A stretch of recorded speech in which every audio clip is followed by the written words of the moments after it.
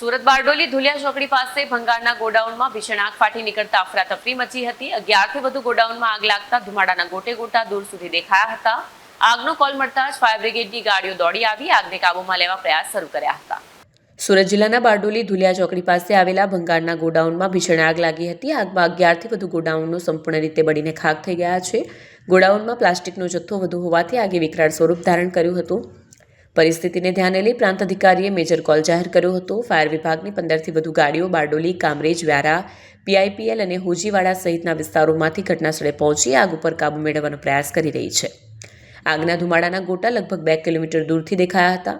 Police અને પ્રશાસનના અધિકારીઓ ઘટનાસ્થળે હાજર રહી સ્થિતિ પર નજર રાખી રહ્યા છે। ફાયર ટીમો સતત પાણીનો મારો ચલાવી આગ કાબૂમાં લેવા પ્રયાસ કરી રહી છે। હાલ અત્યારે આગ બુઝાવવાની પ્રક્રિયા ચાલુ છે। આજ સવારે 2 વાગ્યા 2:30 વાગ્યાની અરસામાં આગ લાગેલી હતી, જેના અનુસંધાને બારડોલી 4 ગાડીઓ ઘટના સ્થળે હતી।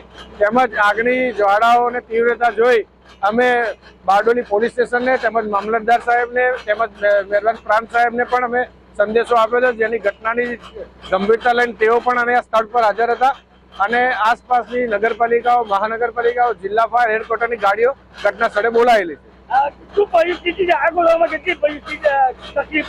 હાલ જે ગોડાઉન છે હાલ અત્યારે એકદમ પાછળના ભાગે આગ છે, જેથી વોટર રિલે કરી અને અમે અત્યારે આગ બુઝાવવાની કોશિશ કરીએ છીએ અને 4 થી 5 ગોડાઉનમાં લાગી છે।